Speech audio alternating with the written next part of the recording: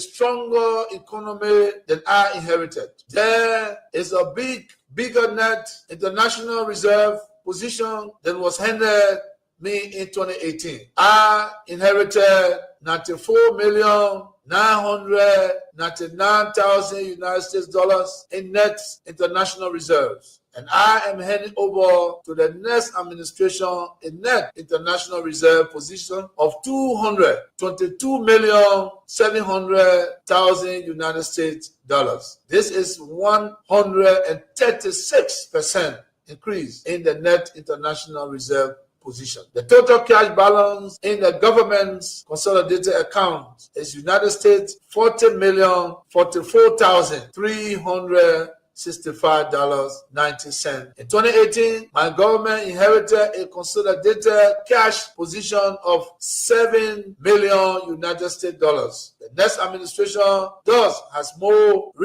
resources to deal with emergency macroeconomic challenges than my administration had at its disposal in 2018. My fellow citizens, through our time together, I held still fast to two cornerstones of leadership: keeping the peace and upholding the democratic process and the root of our democratic journey. I am immensely proud that during my tenure, Liberia remained at peace with itself and at peace with its neighbor. Our armed forces, the force of good, were never turned against our own people, and external actions were confined to international peacekeeping mission under the United Nations. This peace, sustained by our own domestic resources, is a testament to the maturity and strength of our nation. We protected the inalienable rights of every Liberian citizen as enshrined in our Constitution. Freedom of speech, assembly, and expression were not only preserved, but celebrated. There were no political prisoners or prisoners of conscience during my entire term, a testament to the development of strong democratic institutions that are now not only hailed as competent and professional, but as trusted and credible. Liberia is now regarded as a pillar of democracy in West Africa and a shining example to the world. This was only made possible through our various collaborative efforts. I want to thank all Liberians, regardless of your political affiliation, for staying the course and helping build a stronger and more vibrant nation. As I step aside as President of Liberia, I will remain actively engaged with the politics of the country as standard bearer and political leader of the Coalition for Democratic Change, the CDC, in order to ensure the continuation of our strong and vibrant democracy. I therefore urge you, my fellow citizens, to continue to be law-abiding and seek peaceful means to resolve differences, embrace tolerance and dialogue. Let us love one another and come together as one people, one nation, indivisible, with liberty and justice for all. Let us remember the strength of our unity, the resilience of our democracy, and the hope that lies in the future of Liberia. As we welcome a new era, let us move forward hands in hand with a shared commitment to building a united nation that will continue to strive on observing the tenets of democracy and adhering to the rule of law. May God bless you all, and may God continue to bless the Republic of Liberia. Those who wrote the speech, inauguration day, everybody happy. We are rejoicing over the defeat of the old regime. We are rejoicing about our effort to bring a new regime. Then we sit down with happiness. We go write paper for that 79-year-old man. He's struggling to read. And before that, I will tell you that nation. I will tell US, I will bring one for you. Because you think one for you, I will tell the woman of reading, when you come to the place.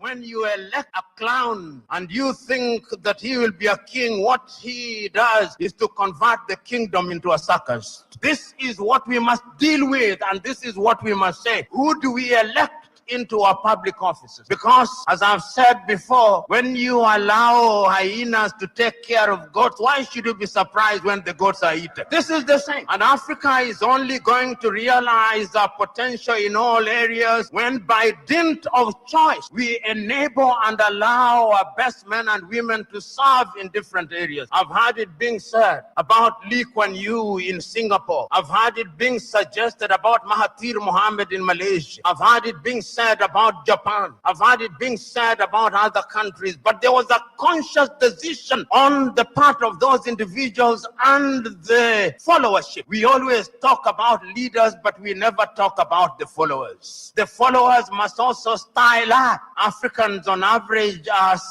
for some reason attracted to thieves. Africans are for some reason attracted to men and women who cannot serve her. And when they are not served, then they complain. When Africans are told, choose you now whom we shall release, Jesus of Nazareth or Barabbas, they say release Barabbas. And when Barabbas behaves like Barabbas, they say, why are you not behaving like Christ? It cannot be done. In May of 2001, signed a second of two executive orders, number 13213, Defense Exhibit D310, in which it was stated, and I quote, the government of Liberia's complicity in the RUF's illicit trade in diamonds and its other forms of support for the RUF are direct challenges to the United States foreign policy objectives in the region, as well as the rule-based international order that is critical to the peace and prosperity of the United States. Therefore, I find these actions by the government of Liberia contribute to the unusual and extraordinary threat to the foreign policy of the United States described in Executive Order 13194, with respect to which the President declared a national emergency. This executive order did not say the alleged complicity, it concluded the complicity. The conspiracy was born, all systems put into motion, and here I stand today. I never stood a chance. This is the broader contextual matrix that regrettably did not and still has not seen the light of day in these proceedings, despite the gallant efforts by the defense to unearth and reveal the contextual framework behind the charges against me. Now, with the two executive orders, the dogs were let out, so to speak. What followed was a dispatch of the attack pack led by Lieutenant Colonel David Crane, Defense Intelligence 30 years prosecutor. He, Crane, unlawfully unsealed the court's sealed indictment to his handlers, senior U.S. government officials at the U.S. Embassy in Freetown, and was never held to account. The rest of the operational team are Colonel Brandon Hollis, Defense Intelligence, CIA, U.S. Air Force, Senior Trial Counsel, and now prosecutor. James C. Johnson, U.S. Army expert, 20 years on conventional and special operations, Chief of Prosecutions for the SCSL. Alan White, 30 years, Defense Intelligence, recalled from retirement to head up investigations at the Special Court of Sierra Leone. Stephen J. Rapp came on board as chief prosecutor for a short time with experience from Capitol Hill, where he served with a U.S. Senate Judiciary Committee sometime before. It came as no surprise to me that as a reward of sorts for Stephen Rapp's diligence in the execution of U.S. foreign policy objectives through these ad hoc tribunals, he was appointed U.S. Ambassador at Large for War Crimes issues. In support of the contextual framework of politics, on February 8, 2006, Lieutenant Colonel David Crane, prosecutor, appeared before a U.S. Congress Subcommittee on Africa, Defense Exhibit D404, and spelled out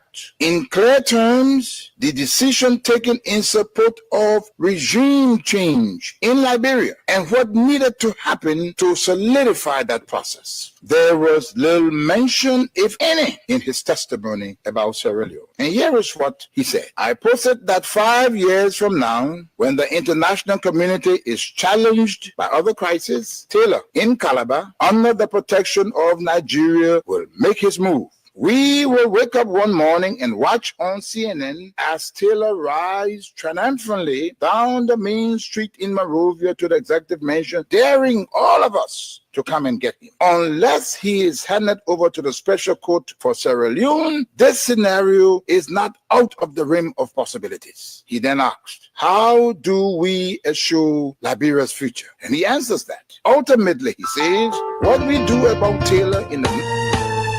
My people, where you at? Where you at? Wake up from your slumber, stop slipping. Whip your hands, whip your hands, whip your hands, whip your... Come on, come on, come on. I know y'all sleeping now. Y'all gotta wake up small, yeah? Okay, let's go.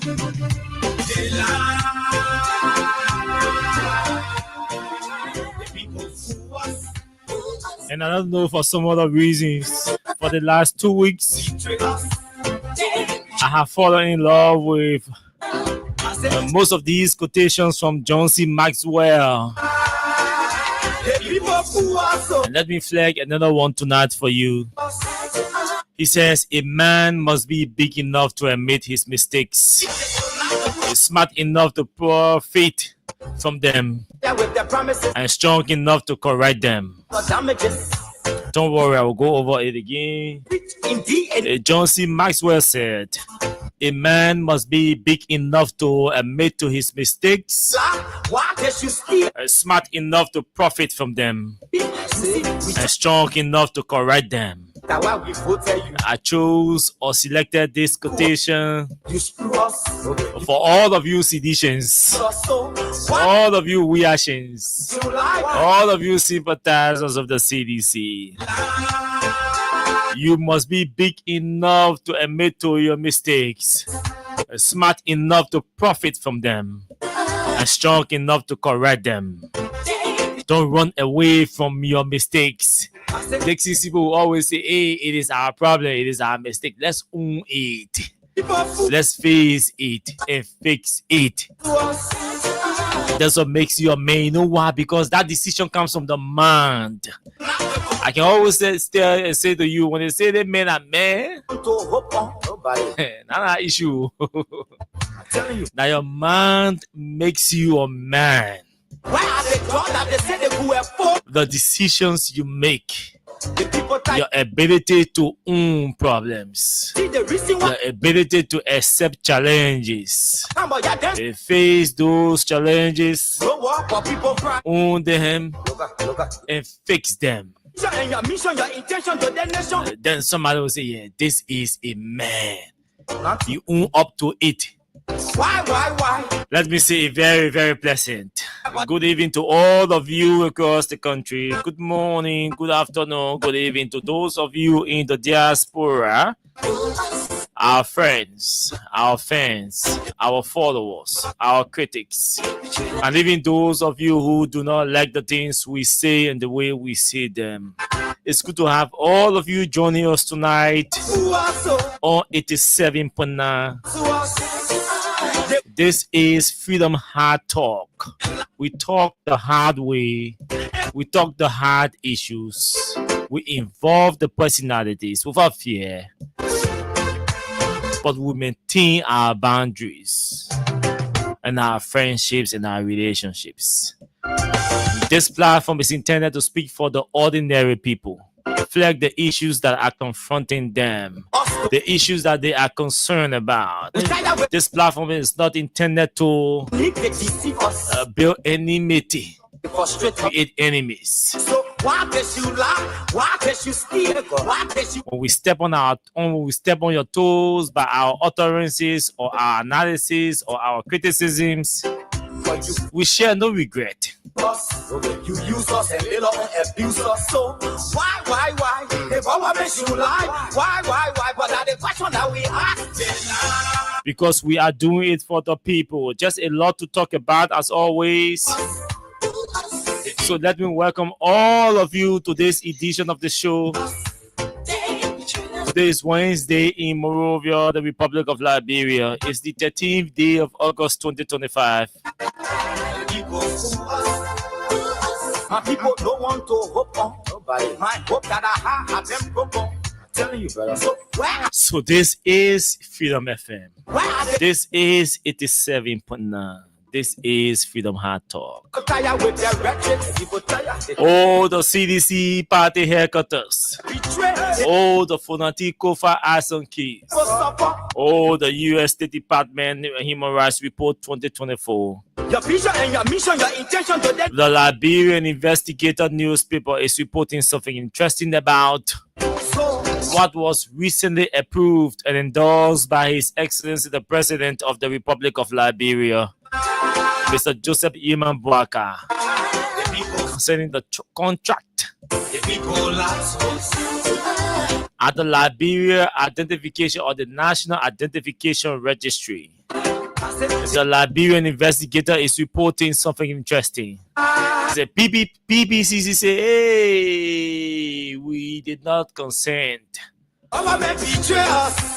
Who convinced the president? Who informed the president? What message did they take to the president that convinced the president to act?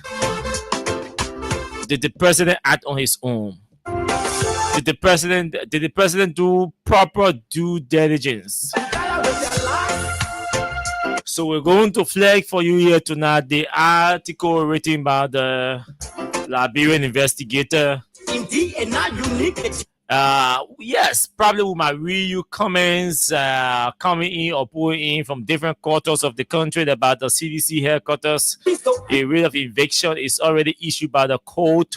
Anytime the police may move in to facilitate the sheriff of the court to effect the eviction of the CDC from its party headquarters. Why? But I the question now. I know CDC say they want to talk tonight. Don't worry, you will talk. Tonight we will give you the time to talk about the decision from the court to evict you from your party headquarters. The government betray us. But there are a lot of other issues that we have to exhaust tonight because we are closing in fastly on the weekend. Tomorrow, don't forget, is the last edition of the show. Friday, we don't work here. We take our break. With the promises that led us to allow the damages. So yes, this is the size and shape of the show. These are the issues on the menu for tonight. The thing we saw, it frustrates us. This show is proudly sponsored by Crime Stopper Liberia, and it is in partnership with Win Liberia, our financial partner that gives away the cash to you. So tonight, all you have to do, we are wasting it wasain. So it's wasted wasa. Just make sure you have $50 Liberian on your Lone Star Cell mobile money account, or you have 25 cents in US on your Lone Star Cell mobile money account. Once you have that, you are qualified to play our cash giveaway tonight.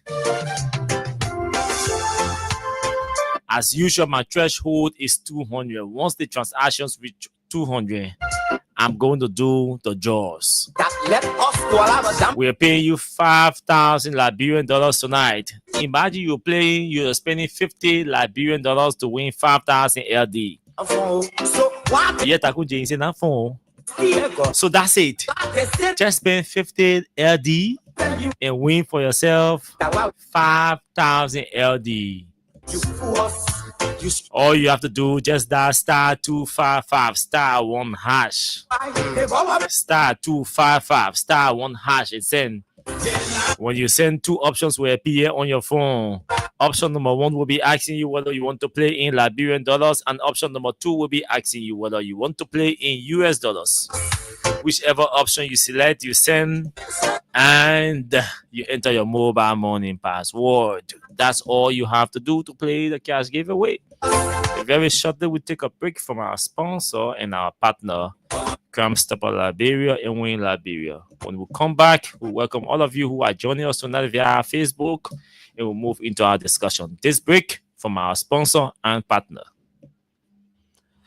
Oh, the Millennium Blue.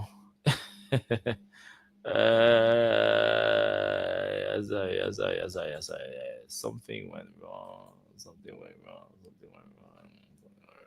Next several weeks will determine the fate of Liberia and the new administration of its president, Ellen Johnson, trained and set out several plans, two of which I'll state here. He said, First, Whip your hands, hand whip your Charles hands, whip Taylor your hands. over to the special court for Sierra Leone for efforts of such unrelenting and punishing pressure from powerful Western leaders. Yes, sir. Yes, sir. Yes, sir. Yes, sir. Yes, sir.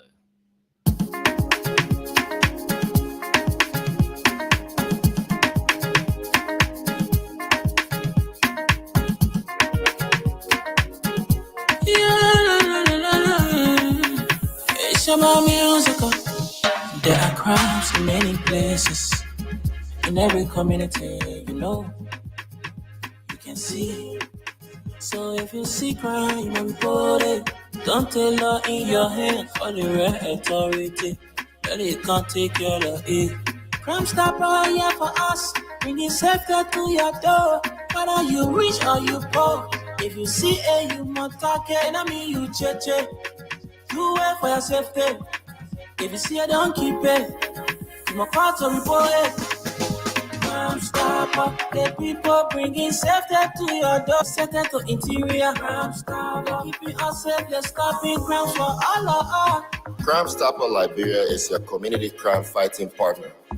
Don't take the law into your own hands. Remember, if you see a crime, report it. This is a message from your own self, Old Man Sam Cyan. Crime Stopper, the people bringing safety to your door. Crime Stopper, stopping crime and making peace for them before. Crime Stopper Liberia. From the set. My people, where you at? Wake up from your slumber, stop slipping. Whip your hands, whip your hands, whip your hands, whip your. Come on. I know y'all sleeping now. Y'all gotta whip up some more, yeah? Okay, let's go.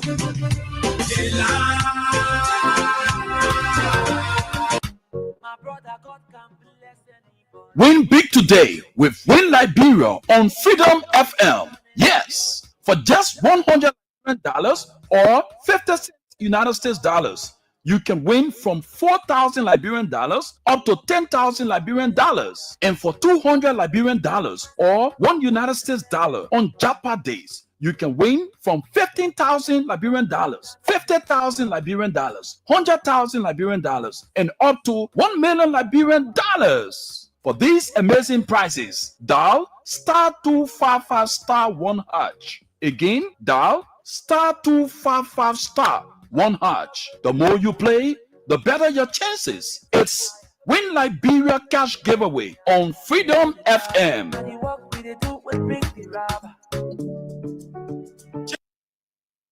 Okay, thank you for rejoining us. It's good to have all of you joining us tonight on the show.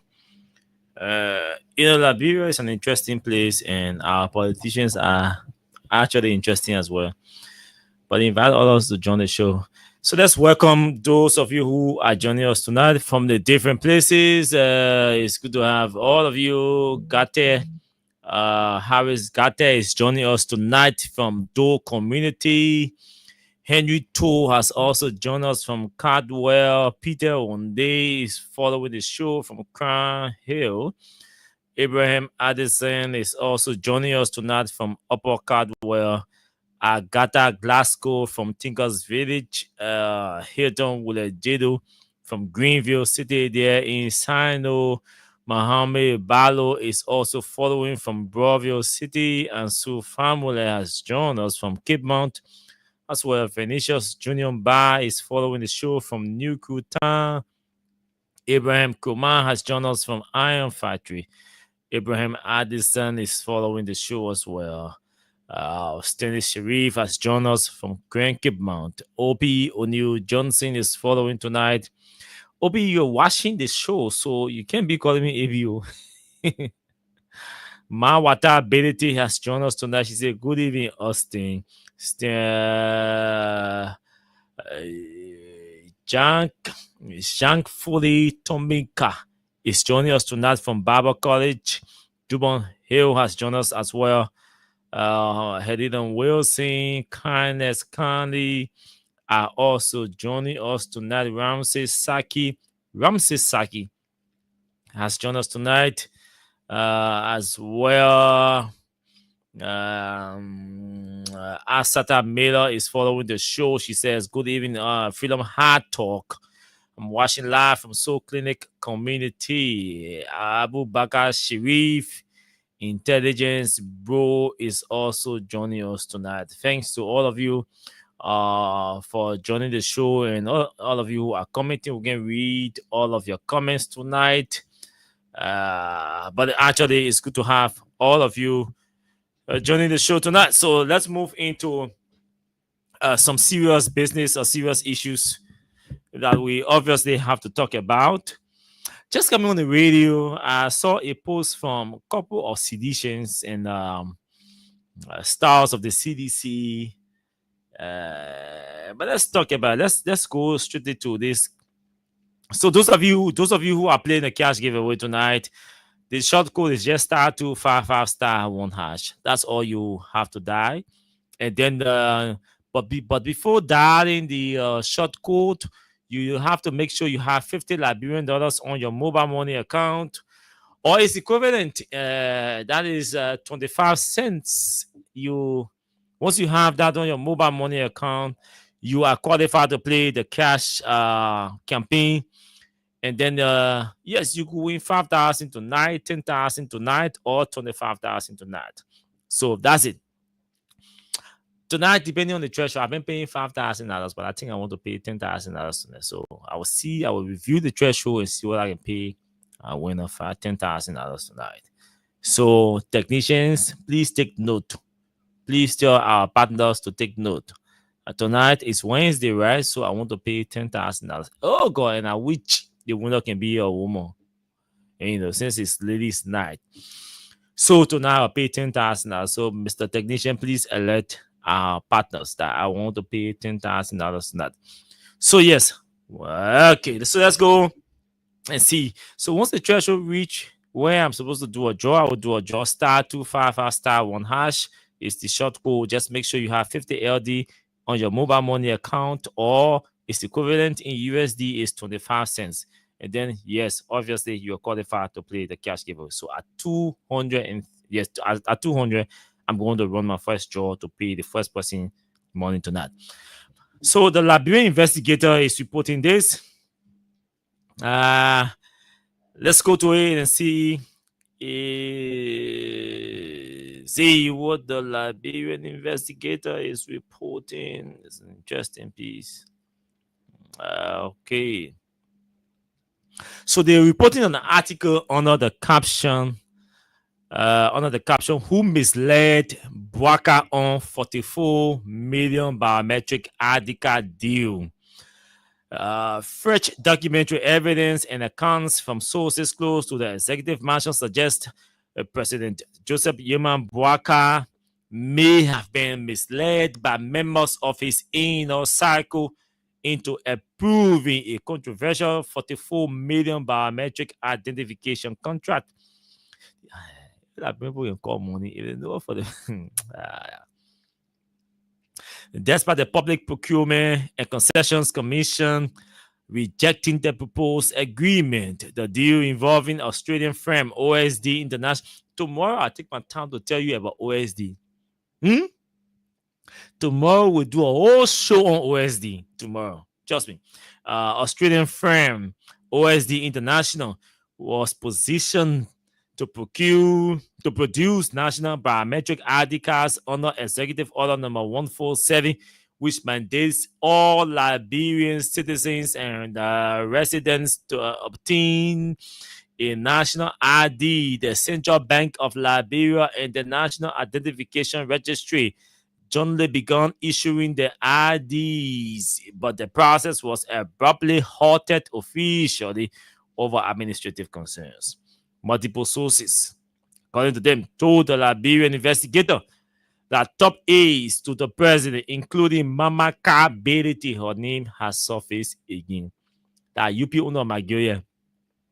Mamaka Beriti, Molly Kamara. Molly Kamara is the economic advisor to the president. Yes, he's the. And Samuel Kofi Woods, he is the national security advisor to the president, allegedly concealed PPCC's July 7, 2025 rejection of the restricted bidding request from NIR. the commission had denied NRR's June 10 application to award the contract directly to OSD, instructing instead that the project undergo a competitive bidding process as required under sections 96 and 97 of the PPCC Act of 2010. These two sections, by the day judgment they come, the two of them will be the biggest victims. Those are the sections that can allow you to say, let's go do single sourcing, all of that. In a twist, raising further questions, President Bouakar's July 5 memo, 2 days before PPCC's formal rejection, authorized rules to chair a 10-member committee to finalize the selection of a contractor and uphold the contract signed with OSD, unquote, to avoid legal implications. Because he want no nose and all of that. Already breaching PPCC procedure. He said, I want no legal implication. He want no legal implication. The committee included the ministries of internal affairs, foreign affairs, blah, blah, blah, blah, blah.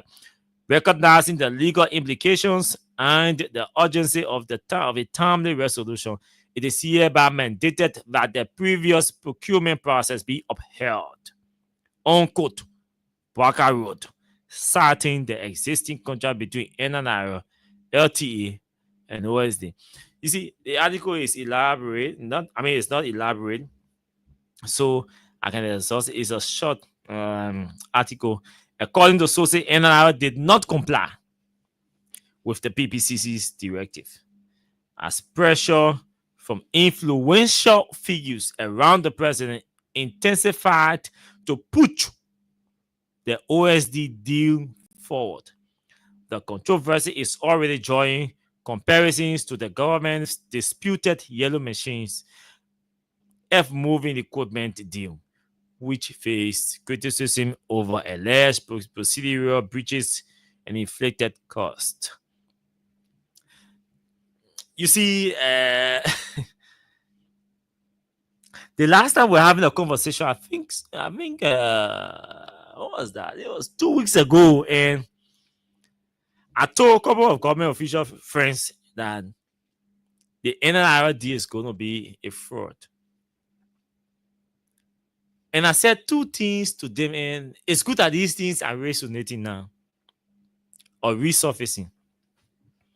The first thing I said is that the company that the government was considering, or individuals close to the president were considering, is the company, the contractor. The contractor has a fraudulent record. They have a poor performance record, even in Australia where they operate. You don't want to ignore a PPCC process to accommodate a company or a contractor with questionable records. Firstly, performance.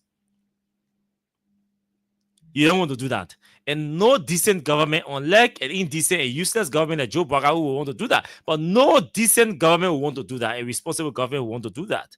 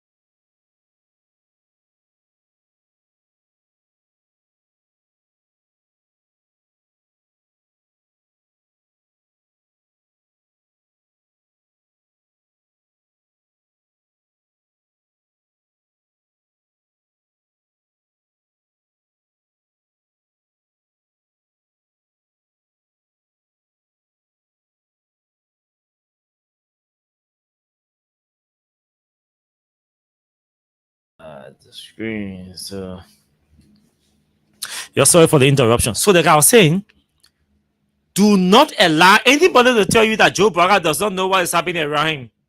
Yes, the Liberian investigator may have written a decent story, but to assume that Mr. Braga may have been misled by somebody, no. I don't agree. I totally disagreed.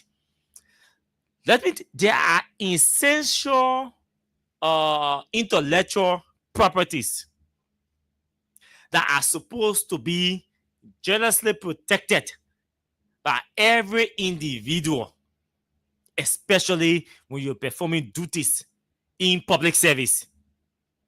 Joe Braga, it is assumed that he comes to public service with over 43 years of experience.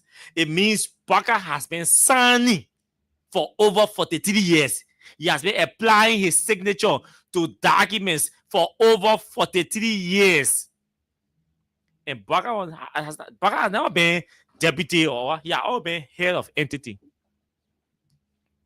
It means Braga is aware or should be aware that he has been signing in public service for over 43 years.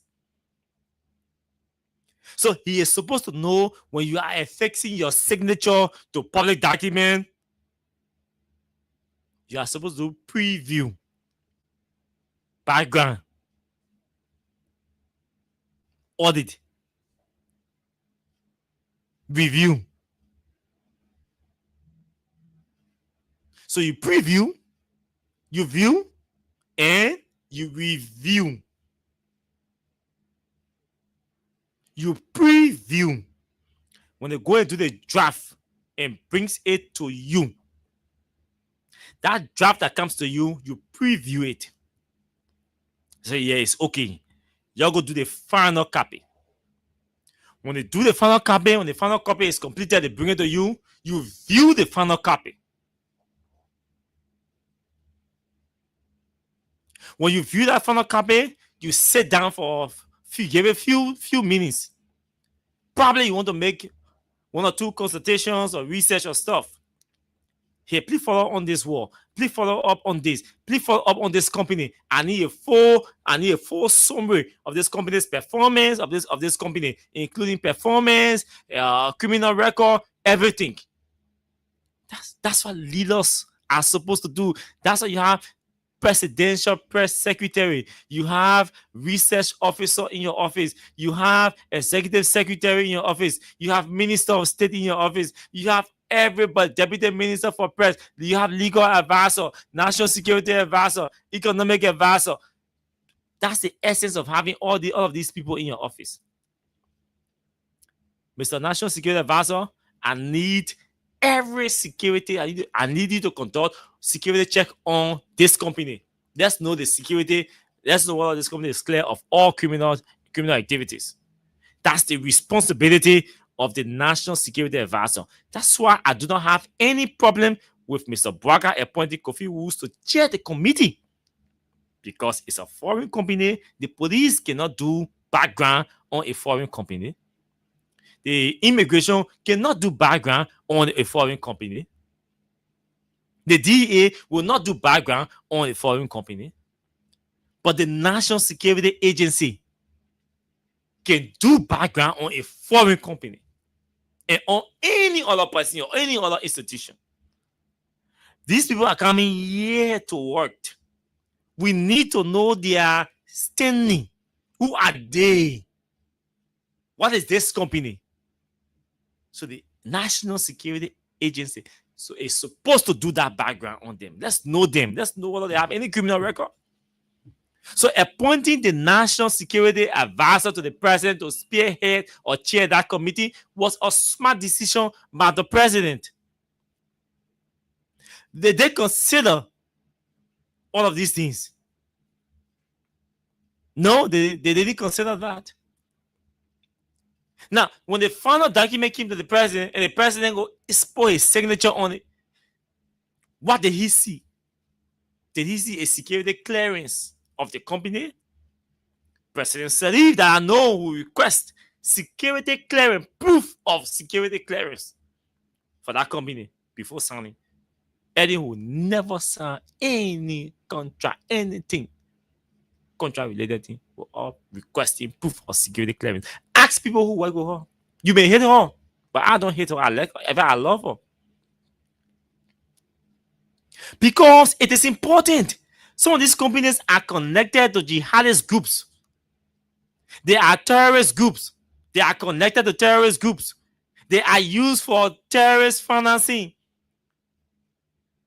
They are used to carry out money laundering.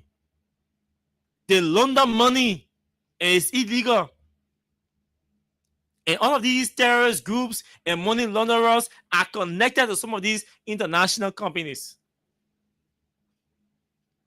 That's the essence of getting security clearance from your national security agency.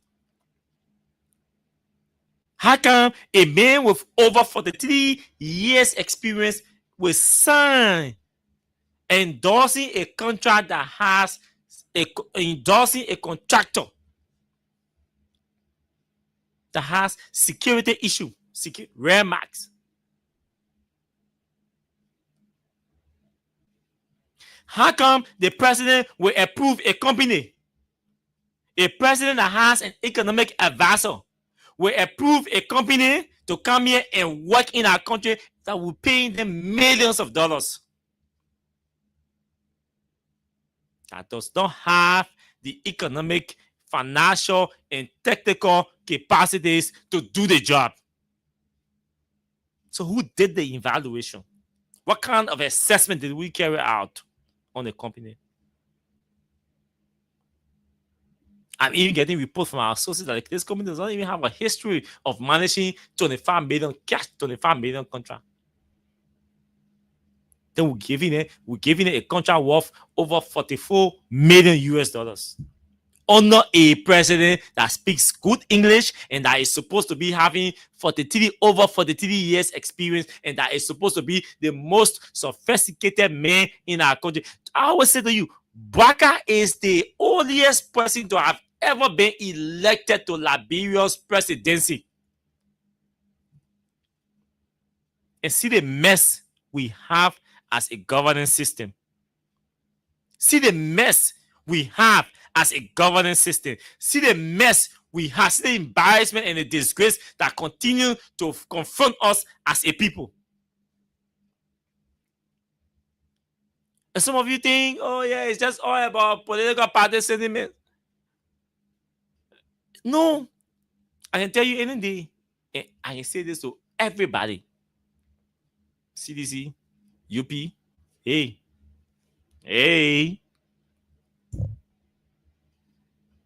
Because even in the CDC government that we supported, we criticized the big names. So we're not afraid of that. If this country must be good, if this country must develop, if this country must progress, we need to stop cutting these and wasting. I mean, we're like wasting resources. Why are we awarding 44 million US dollars just to come in and do biometric work? Do you know that we have institutions in this country that can do that work? Do you know that we can spend 22 million US dollars in pump that money in the LTA, and the LTA can do that work along with the NIR? Do you know that? We don't need to hire a foreign company anyway. The LTA and the NIR can do that work. We don't need to hire them. Because we have people in the system who believe that man and power born them to steal and get rich and enrich themselves from state resources. That's why we are claiming Manuel Gisi in Lofa County. $44 million. Kofi Woods wants to steal. Mamaka Belede wants to steal. Mole Passer wants to steal. And all those buggers in the executive mansion want to steal. So let's claim the money. And those are the same people who want to be minister of state. Those are the same people who've been fighting Sylvester Grisby. Those are the same people been wanting to be minister of state. They've been fighting him. They were happy, celebrating when he got sick. He went to America. They were always praying for him never to come back to the executive mansion because they wanted the job to cut deals. Mama can't beat it. You call D Mama. D Mama. Always cutting deals. Always wanting to cut deals. She has to maintain her color. You know, the kind of color they hard to maintain, right? Mama can't beat the color expensive. Hard to maintain.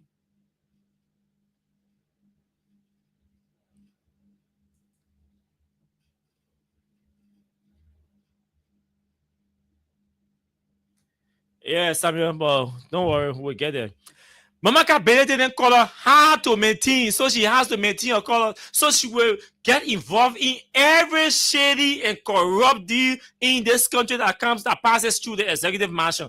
She is extremely corrupt. I read a piece from one of my friends. I don't call his name.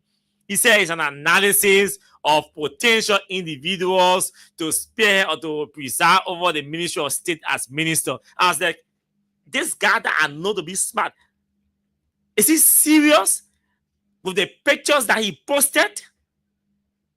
You want us to take our country, our executive mansion, and turn the management of our executive mansion over to a Mamaka Bedete? Mamaka Bedete? Who does she know? All Mamaka Bedete friends are all BMs, drug dealers, and notorious criminals. Mamaka Bedete get one good friend.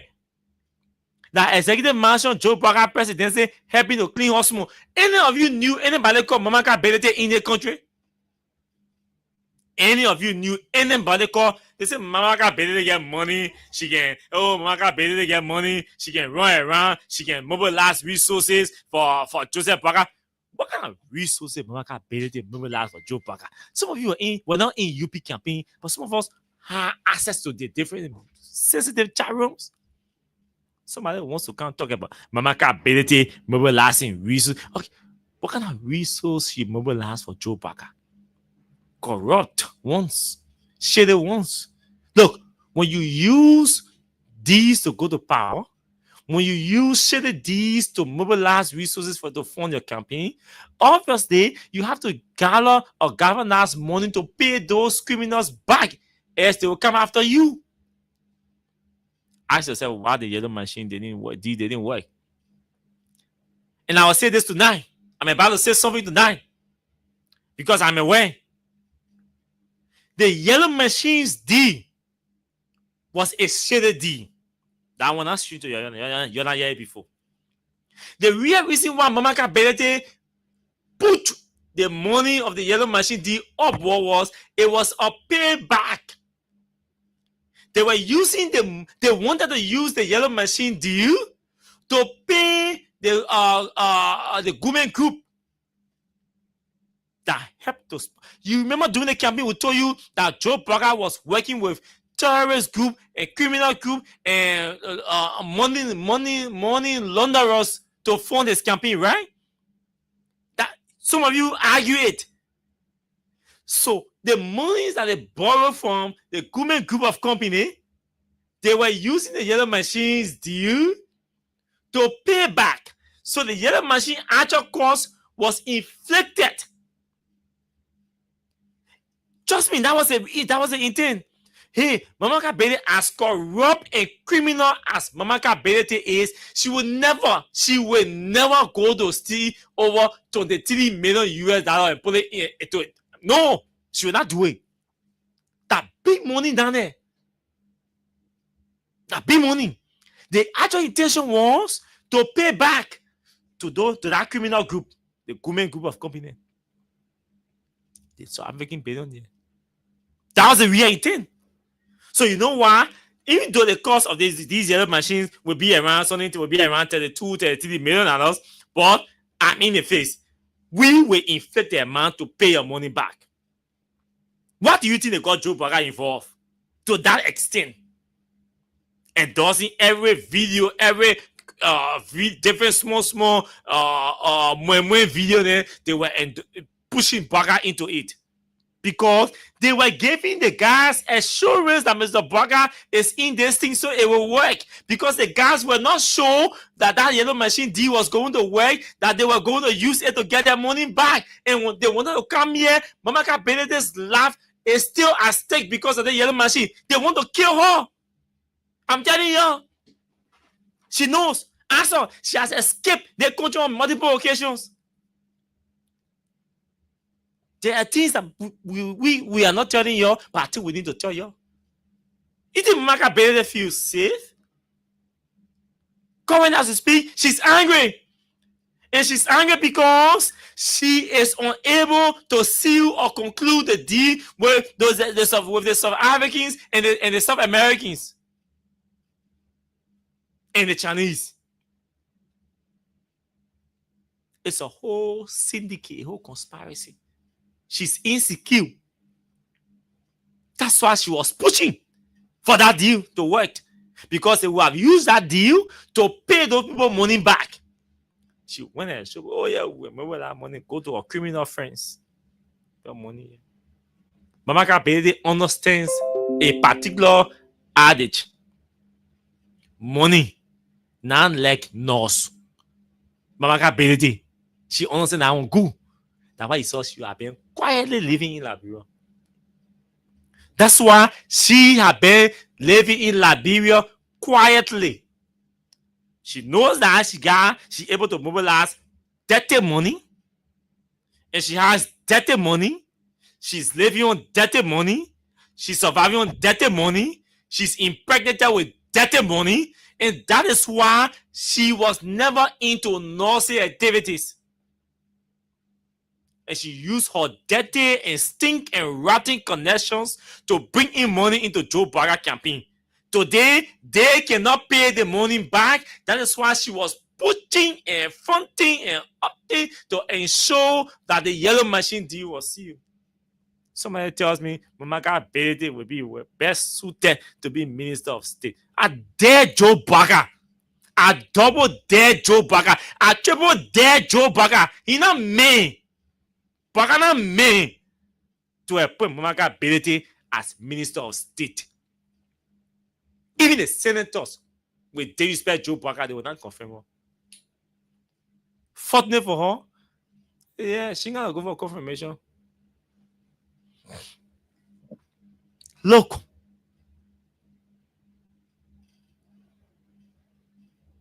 Mamaka Benedict is a disgrace and a disaster. She's a disgrace and a disaster to a woman who she's dirty, she's nasty, she's corrupt, her attitude is stink. I am saying that if we must fix this country, it can be a Mamaka Benedict making key presidential decisions, presiding over the key presidential discussions, implementing, following up, managing the office of the president. You take that kind of ratting character and you say she must manage the office of the president. Something happened to your brains? Something must be wrong with your brains. Bugger must not be normal. To even be considered Mamaka Benedict to be Minister of State, he must not be normal. He must be all of his mind to be considering a Mamaka Benedict with that kind of dirty and ratty and stink character to be Minister of State. Bugger must be, something must be affecting Bugger's thinking. Yes, I'm angry. I'm angry because you are projecting a dirty criminal like Mamaka Benedict to be Minister of State. So I'm angry. Yes, I'm angry. You have decent characters in this country. Why will you even take her picture and pull it up to say she's one of the Kennedys? Ha! Then they say potential Kennedy. You know what potential means? You know what potential is? Potential, by all definition and any interpretation, comes with qualities, the best qualities. Anytime you hear somebody use potential, it should come or it comes with the best qualities, the best standards, the best option. How the hell in the world a Mamaka ability with such a stink and deadly character will be amongst the best? Will meet our best standards, will meet our best qualities to be minister of state. Something happened to you? Our governance process? See what's happening with our identification registry. Must this woman need be involved into everything that has to do with some shitty deal? And trust me, you know who's under pressure now? The PPCC people. The PPCC people are the ones under pressure. They do not even have access to the president. They are being denied access to the president to even explain to the president, because if the PPCC folks are being given a chance, or if the PPCC folks were given a chance to sit with the president and speak with the president, Mamaka Belete will be in deep mess. Even the Kofi Woods man. So PPCC folks, they're not going to get access to the president anytime soon. The day you see PPCC folks sitting with the president on this matter, it means they're going to apologize. Or they're going to get blasted at. How do we succeed? How do we run a country that wants to make progress? We are chasing the US government for current. We begging them to get all current. They refine and say MCC compact. We begging them for current. Please buy me current. Just sit down in your chair tonight, in your seat tonight, and imagine a Liberian boy. They want for the B money and the B sister. Imagine you're beginning saying, B says he's got buy me current. Eh? Those of you who are Gopa, your cousin Gopa and Brabby, just imagine your picking or your leg calling you and Brabby, and then in far calling pieces. Or baby, because they train this, they can call her Gopa and baby or baby and in calling. So just sit down and imagine. That's the position Liberia is in. Gafana is going to reduce into being a goddaughter, a picking. So you gotta be calling America, Brabby, you gotta buy all Korean. Kavana calling America, Brabby, you gotta buy all Korean. Pro, you gotta buy all Korean. BC, I need Korean, you gotta buy all Korean. That's the most simple or simplistic definition or understanding of the MCC relationship between Liberia and America. We begging to buy us current. A country that is begging another country to buy them current. That the country just say they can spend $44 million to do NIR, National Identification Card. Does that make sense to you? The country that is begging America, say America, please buy our current. It's a country that is reducing her share in the Liberia Traffic Management DSA. We have 55%, but just get all 35%. A country that is begging America for electricity for current to buy our current is the same country that is reducing our share in the B Mountain deal. B Mountain say our royalty at 10%. Liberia say, yeah, let's reduce our royalty from 10%, our owner equity from 10% to 5%. But they're begging America to buy the current while they are reducing their equity from 10% to 5%. Same to the GTMS. Same to ABM terminals. You think Americans are stupid people?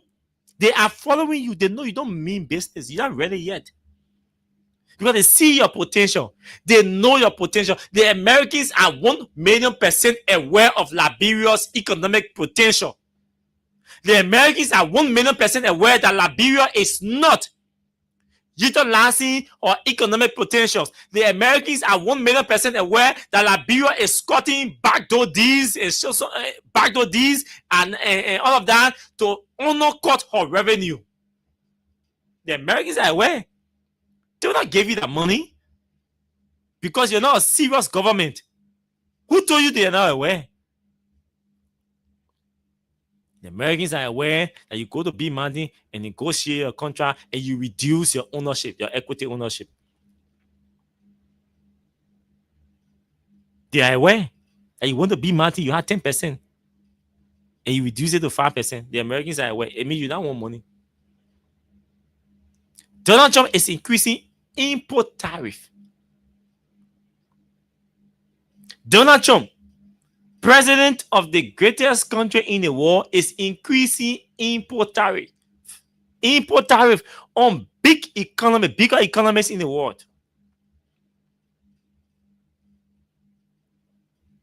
In Liberia, a poor, struggling, debtor, illiterate society is reducing her ownership, her share in companies.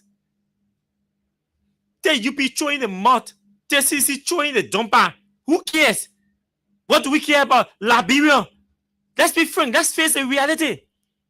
America, the greatest country in the world, is increasing import tariff. Everything that goes into America now, on all of the bigger economies, Donald Trump has increased tariffs on them. If you are paying 8%, you're not paying 16%. Most of them 50% increment, 35% increment, 45% increment, some 75% increment, some 82% increment on import. Everything that goes to America. When you ship to America, the tariff has increased. Donald Trump increased it. So America rich, America has a comfortable economy. They are still struggling to improve their economy. So they want, but how do they improve their economy? They said they want to make more monies. Not just that, they want to give or return American companies and firms to Americans. And they want to make America great again. They want to put more monies in the pockets of Americans.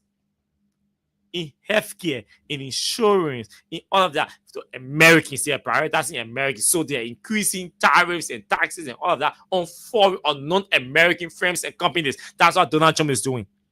The country that we are begging for money is increasing tariffs, increasing taxes on non-American investment and non-American firms and companies. We Liberia that are begging America, we are reducing our ownership. We are reducing our ownership in the non-Liberian companies and industries and firms that are operating in our country. You tell us, I want somebody to tell me and say we get sense. Let somebody tell me we get sense. I really need somebody to tell me, say, yes, Joseph Boakai is too experienced, he gets sense, he wants to grow the budget. Our budget is still around 800 million US dollars. We are struggling to increase our budget to 1 billion US dollars.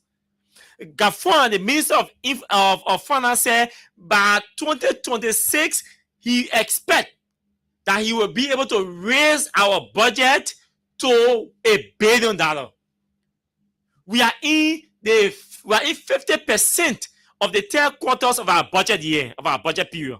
Because today is the 13th, 14, 15. By the 15th, we've gone already 50% in the 3rd quarters of the budget of the fiscal year. It means we only have one more quarter left, plus 1 more 15 days. The budget year is finished. Let's visit the revenue authority. Because from July to current, let's see what LRA has been able to generate and see whether it's enough to fund our operational activities, just the operational activities of the government.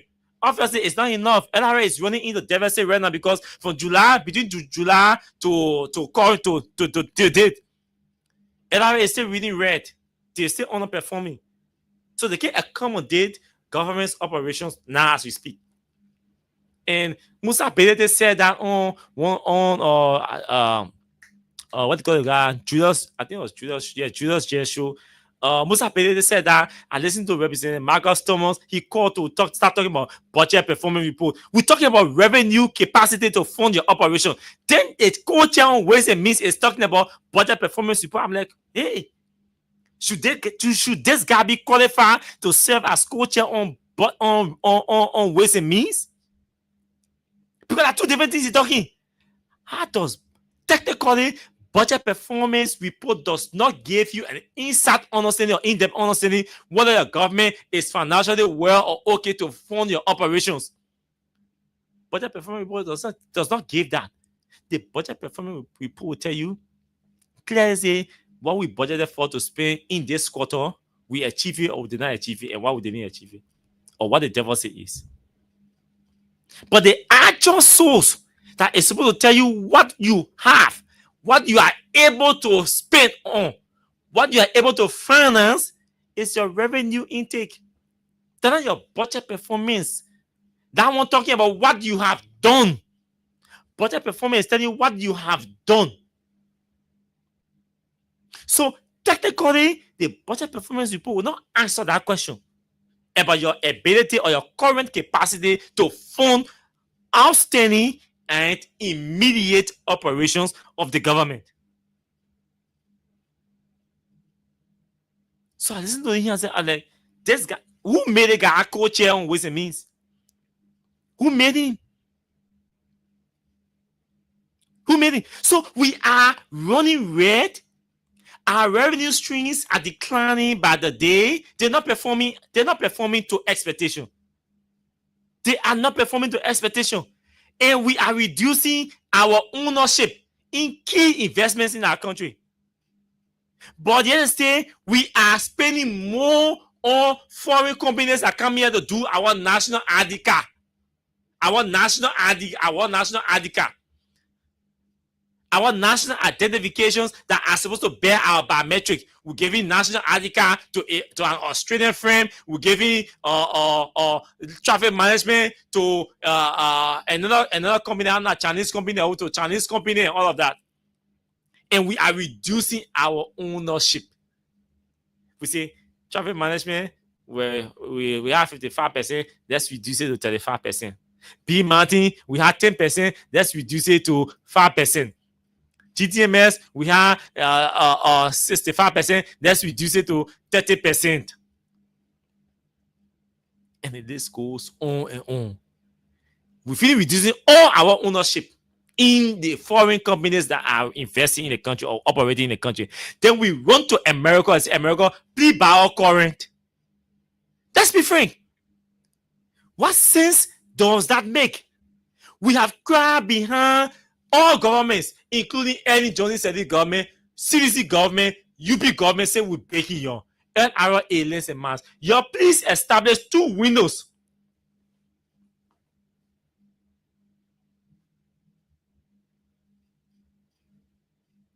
Right? We said we're begging you please establish 2 windows at B Martin. B Martin is extracting our gold from this country. And the NRA does not even, the Ministry of Mines and Energy does not know the quantity of gold that is being extracted from our country. How does NRA value the gold that is being extracted from our country when Mines and Energy does not know the quantity? Because Mines and Energy is supposed to be able to tell us, say, this is the quantity of gold that we have or that we are extracting from this country or that we have extracted for the period of August. Based on this quantity, NRA will come in and value it. When NRA values the gold, then they tax it. NRA will know how much it is expecting after the sales of the gold. That's how it works in other countries, and that's how it is supposed to work in a country that has a cash-based budget. That depends on NRA to generate revenue from taxes and royalties and all of that. And all the potentials you have to collect to generate revenue, to increase your revenue from royalties, you are giving them out to foreign companies. And you expect that serious human beings that some of us are supposed to sit down and say Liberia is going somewhere? You expect that we sit down and say Liberia is going somewhere? How is that possible? Where is Liberia going? You have 800 plus million budget. You're spending over 600 plus million on operation to buy pen, to buy paper, to buy gasoline, to buy gas, to buy fuel, to buy cars, to buy to pay salaries. You got 800 million budget. More than 600 million going to you buying gas, buying real machine, or buying stationery, buying fuel, buying gas, buying paying salaries, scratch gas, everything. You spending all of that on the How much are you investing in the real sector? Nothing. How much are you investing in the private sector? Nothing. Even your domestic tax record is poor. Your domestic debt record is poor because you're not even paying domestic debts. The medium frames or small businesses that you are indebted to, you are still owing them. How do they grow? How do they expand when you are not paying them, when you are indebted to them? How do they expand their small businesses to medium-sized businesses? How do they expand from medium-sized to large businesses? Because when the private sector grows from small to medium, from medium to large, that's how you build a middle class. That's how you build a middle class. Because you need financial capacity, real investment. It starts with the small businesses, it transcends to the medium businesses, and then it extends to the large businesses. So imagine you have a middle class, it means LRA will generate more money because if you have 200 businesses, let's say you have 500 small businesses in the country, it means you have 500 businesses that are paying small taxes to the small tax division. Let's say after 1 year, you have 200 businesses out of the 500 small businesses transitioning to or expanding to the medium size level, meaning they will start paying million tax. Meaning they're paying more taxes. And when they pay more taxes, LRA will generate more money. After another year, those medium-sized businesses that join the other ones will start paying maybe an increase of 300 if there were 200 before paying or large tax. They increase. It means LRA will generate more money. So if small businesses were paying $100 each, and at 200, calculate 100 times 200 businesses. If they transcend to million businesses and they're paying and because they're million, they have to pay $200 on taxes per annum. Depending on there's a flat rate. It means considering that it's a flat rate, it means those medium-sized businesses $200 times 300 or 200. Let's take it at 200. It means LRA revenue has increased. Because if you're small and paying 100, it means you're large, you medium, you're paying 200. LRA experiencing 50% increment. Sorry, 100% increment. Because you're paying 100 and you're paying additional 100 on it. So LRA will be experiencing 100% increment in taxes for medium-sized businesses because 200 businesses were paying 100. Now, all of 500 small businesses, 500 businesses were paying. You already had 200 million businesses paying 200 every month. Every month for taxes for the tax period. 200 small businesses expanded or transitioned from small business to medium-sized business. It means those 200 are going to join the already 200 that were paying $200. That 400 now. So if 200 times 200 medium-sized business paying, for the math students, I was generating what? Yeah, that do small. I don't do math. I calculate because I'm not math student, right? So let's say 200 times 200. I would talk about $40,000. So I mean, LRA was generating someone at 200 persons, medium-sized businesses, right? They were paying $40,000 every month to LRA in taxes, or every tax period, every tax period. And then the economy is so performing to the extent that 200 more persons left small medium and transition to medium.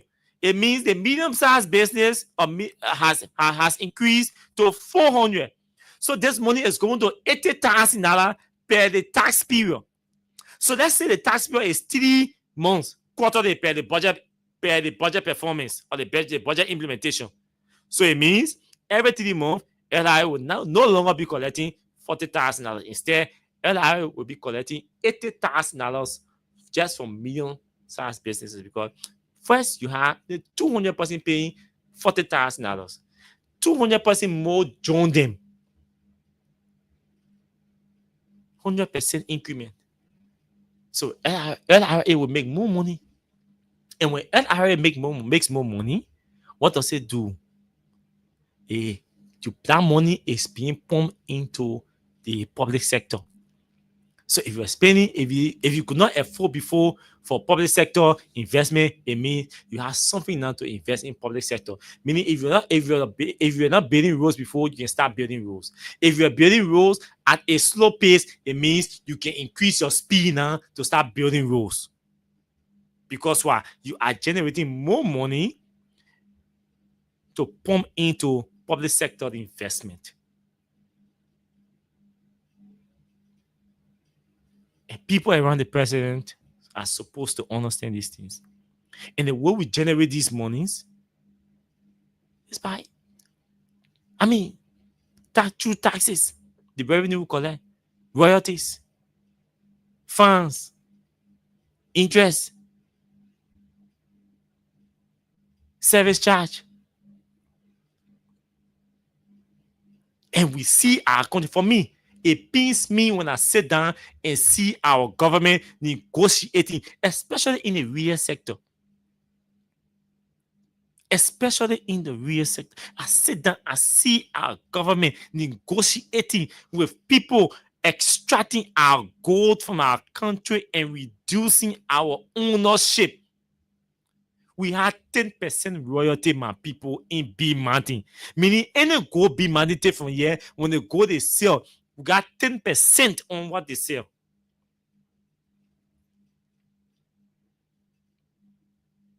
Or on their profit.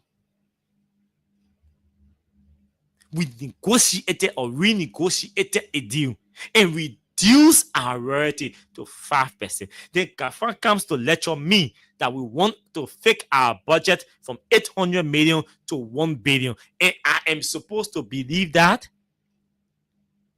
All my instructors who taught me public finance will tell me, say, oh, see, you don't get sense. As a student of public finance, I am not supposed to believe that. Yes, I can brag about that. As a student of public finance, I am not supposed to believe that. I am supposed to be aware that it does not make sense. It will not make sense. I am supposed to be aware that it will never happen. And I have to tell you, listening to me tonight, that it's never going to happen. If we want to grow our budget, we have to adapt strategies. We have to take political decisions backed by our laws that will increase revenue. And we have to spend wisely as well. You can be engaged into wasteful spending and you say you want to increase your budget. How is that possible? Why are we paying 44 million to do ADICA, National Identification Card? When the very year I got my national ID card, NRA was doing it. And they spend less than that money to do it. Why are we proposing 44 million now? What else are they going to be doing when in fact we are also contracting another Lebanese company to start doing another biometric ID card for driver to issue driver license? We also have the National Elections Commission doing biometric for us, taking biometric from us to do voter registration. Even though we agreed that there are different time intervals, the driver license, for me, my driver license will expire, I think, 2020 something or 2030 something. Yeah, something around there. But not Jenna Bennett. So honestly, so can we synchronize anything, any identification or any identity that has to do with us, that will be extracting our biometric? Can we synchronize it? That we can use a single identification to process and transact and do any other thing? Can we? Is that possible? Yes, it is possible. But the deal with OED or something from Australia, they're not going to synchronize our national identification. It's not going to include NEC. We are not going to be using our national ID card to go vote. NEC will still be issuing voting card, and she will still be extracting our biometric information. The Lebanese company, the Liberia Traffic Management, will not be using driver license to vote or to transact, to do banking transactions and all of that. The government said no. we must use national ID card and our passport to do banking transactions, especially our national ID card. So it means even if I gave my biometric to LTR and they gave me my driver license, I'm not going to use it for driving purposes. So my biometric will be this should be there at 3 different places, and we are getting or generating less money for it. Hey, there are a lot of things that are not making sense, folks. Yes, we can be. And the other day, I was telling one of my colleagues from the Ministry of Finance. I said to him, "Look, bro, Liberia has a huge potential. Liberia has a potential to increase her revenue or her budget to even $2 billion. And I can sit down all day and tell you how and why. Because we are not short of the streams that we need to generate revenue. We are not short of laws. I give you an example: real estate. What have we done as a country to collect real estate taxes? My father told me at the time he used to work at the Ministry of Finance as but then they used to call them tax collector. He said at the time they used to work at the Ministry of Finance, the first group of people that used to pay taxes are government officials.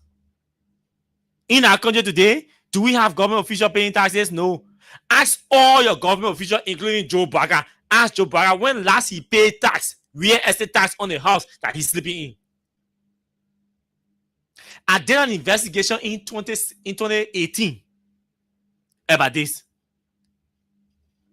And I was able to establish that even as former vice president, he didn't pay taxes on a house in rehab. And as former vice president of the 2018, he had not paid 1 cent on the house he was living in. And this does not only apply to Joe Biden. It applies to all officials on Eddie did not pay real estate taxes on their properties. Some of them are still here, they still own their properties, they are not paying taxes. Officials on Georgia did not pay real estate taxes. Up to now, they are not paying real estate taxes on their properties. Officials in the current government have not paid. We just concluded a step phase of our investigation. We have the findings, and we're going after them soon.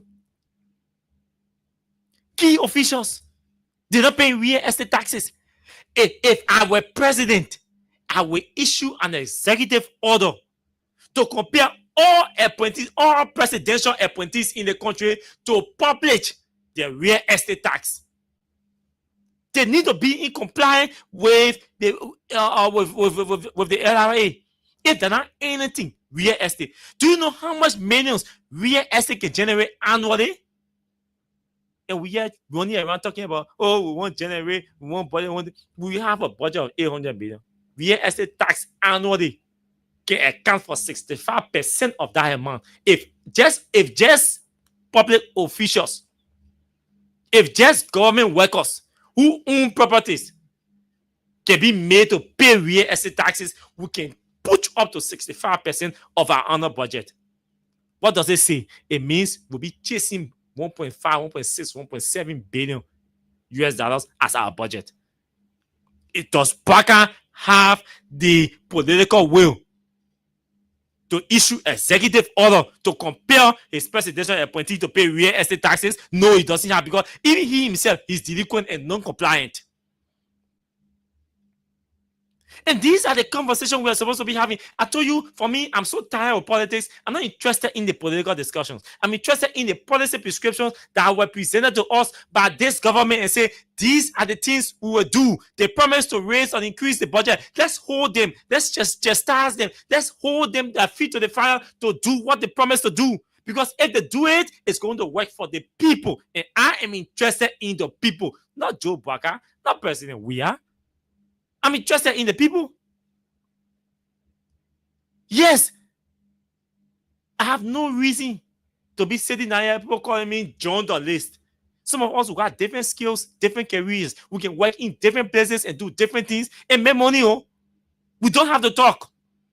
Some of us can be quiet and make money because we have different skills, different trainings that most of you do not even know. Some of you only think, oh, the people are just journalists in the day, they only know how to talk. But we're doing these things because of the vast majority of the people. They are our interest. They are our interest. How can a man with over 43 years of experience only in public service, the oldest man to have ever been elected to the Liberian presidency, is messing up the country like this? It's messing up the system like this. And you want us to sit down and don't just start because he our grandpa or our great grandpa? Don't tell me that thing. Bouaka made huge promises to the people. He lied. They used propaganda to come to power. Everything bad that happened in this country, that CDC and Joe Weah did it. That's the message they projected and allow and stop and allow the message to resonate with the people. Today, as I speak, or tonight as I speak, where are we as a country? Is everything okay? Does everything look like it's going to get okay soon? These are the conversations. Do you really think I'm interested in you, Joe Bouaka, Tessie Fanatic Kofa, or Tessie Sibo, who you know, and the whole country knows that they have done nothing, that they didn't bring capital building? No. Do you think I'm interested in, CDC headquarters there, CDC headquarters that, CDC headquarters so? UP lost their headquarters. They were indebted. They owe the people. They lied. They didn't pay rag. The people evicted them because they were owing. You in house, you get paid rent. UP still came and won election here against CDC that were now owing rent. We are too inclined to know that these things are little things that matter to us. There are bigger pictures that we are supposed to be looking at. Do you think removing CDC from our headquarters has any bearing on the popularity and the capacity and the potential of George Weah and the CDC to win election and come out of power in 2029? No, it doesn't have anything on CDC. CDC can squat in my one bedroom in Broadville and they will still win election if Joe Bouaka continues to underperform. This is the reality that we must understand. Take CDC, carry the Grand Crew, and see whether, and let Joe Bouaka continue underperforming and see whether George Weah will not return to the presidency in 2029. Take CDC, take George Weah, keep it in Ghana, keep it in Nigeria, keep it in Africa. I mean, just disconnect him, just disconnect him from the body politics and see whether, and let Joe Bouaka continue to underperform and recklessly run the country and think he will be re-elected in 2029. Who's talking to Joe Bouaka? Who's speaking to him? Who's advising him? What is talking to him? We want to know what is talking to Joe Bouaka. Because it seems like a robot that is disconnected from the realities on the grounds in Liberia is talking to Joe Bouaka. Because a robot is not feeling the pinch, the suffering, the agony, and the distress that Liberians are going through. That's why it says to me, if Joe Bouaka had people around him that were seeing, having access to the distress and the pains and the agonies that Liberians were going through, they will not be telling him, Mr. President, all is well. They will not be telling him all is well. No. They will be telling him, Mr. President, we have to double up. Mr. President, all is not well.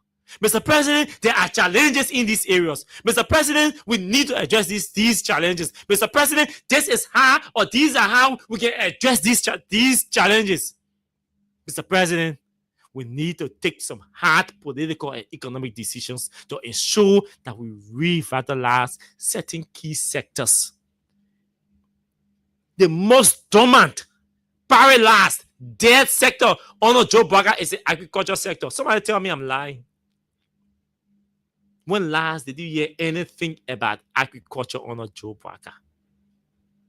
Agriculture remains the most dead, the most paralyzed. The sector under Joe Bouaka. He's talking nothing. He's doing nothing. He has said nothing. He will talk nothing. He will do nothing about agriculture. He has given up on the agriculture sector. He has one puppet sitting now at the Ministry of Agriculture doing nothing, just attending conferences, on trips with Joe Barker and taking pictures. Nothing he's doing. We have a country that is not making progress, and we place our sectors, our system in circle. It's just circulating. It's circulating. When we reach a point where it gets stuck, then it comes back. Circular flow. In economics, they call it circular flow. Boom, a revolving. When it hit a point, inflation point, it goes beyond. In Liberia, economic policy say our inflation should be in single digit, right? Yeah. Our economic, according to our monetary policy say our inflation should be in single digit. So you see the money in circulation, right? In the economy, in the money market, in the economy, the money in circulation will be revolving. Those of you watching, it will be revolving like this. It will be revolving. So the money is revolving, it's in circulation, it's flowing. So that's what they call the circular flow. So it's flowing. Now, it's flowing in one digit because our monetary policy say our inflation rate should always be in one digit. The moment it crosses one digit, it means, hey, we have reached inflation point. We have to take austerity measures. So the moment it reaches 2 digits, it starts coming back down. Meaning one currency is already in flow. As soon as it reaches our inflation point, it means another currency is being devalued, right? So it starts coming back. It starts coming back. It starts coming back. So that's how our problems. That's how our problems are in the country.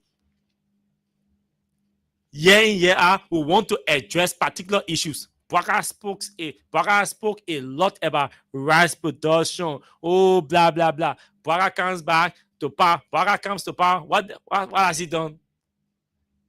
He has not even had a meeting with the rice importers. Because the rice importers, they are running a cartel. The commerce minister in their pocket. The national investment people in their pocket. The agriculture people in our pocket. So anything that has to do with growing our own rice in this country, they will fight it. They will fight it. They will pump millions into it to fight into people's pockets to fight it. And they will close it. They will bar people in the executive mansion that Barker will never hear about rice production in a whole life until he leaves the presidency. That's how the cartel works. So Barker is silent. The man who is supposed to be an agriculturist with over 43 years experience, former agriculture minister, former LPMC man who are presiding over the agro sector or the mini sectors in the mini system in the agro sector that are supposed to drive production. Where is he today? In Ghana. Ghana has just, the other day I was telling you, right? Ghana has just increased, has just pledged or committed to paying 50% to farmers in Ghana. Once you're a farmer in Ghana, they will be able to pay you additional 50% of your product, of the price of your product on the world market. So let's say your cocoa, the price of cocoa, maybe 1 ton of cocoa, one ton of cocoa on the world market is $100. Ghana say they will pay you $50 per ton in addition to what they already paying you, increment.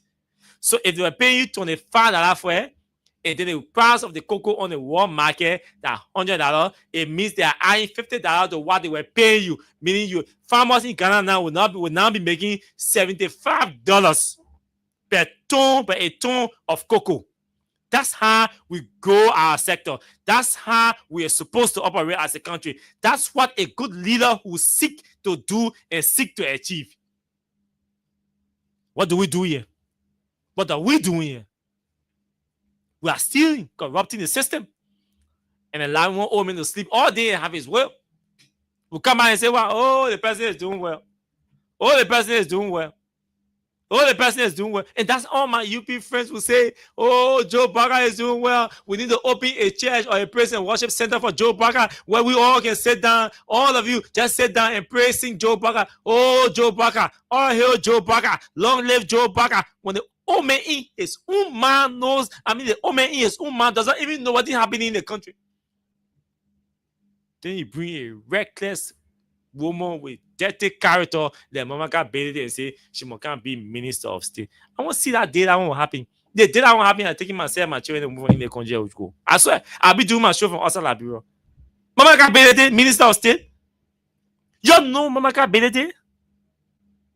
Look, I've been deeply involved into national politics at age 16. At age 17, I was already sitting down with President Serif as political leader of the Unity Party. At age 17, I was already sitting down with national leaders, top politicians at age 17. At age 17, I already sat down in meetings with presidential candidates in 2005 at age 17. So I'm young, but I've seen a lot. My experience is huge. You bring a Mamaka ability even me to tell me what? To be Minister of State, to manage as our executive mansion. What goes in, what leaves the executive mansion, discussions that are held in executive mansion, who sees the president, who does not see the president, who makes follow-ups on commitments made to Liberia and commitments made from Liberia. Mamaka ability, something happened to your brain.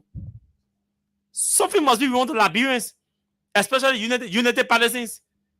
To even be bringing Mamaka ability close to the executive mansion. Baka is already a disaster to the executive mansion. Then you take a mess, a dirty character like Mamaka ability and brings her to executive mansion and say she can't manage executive mansion. Your something happened in your brain, eh?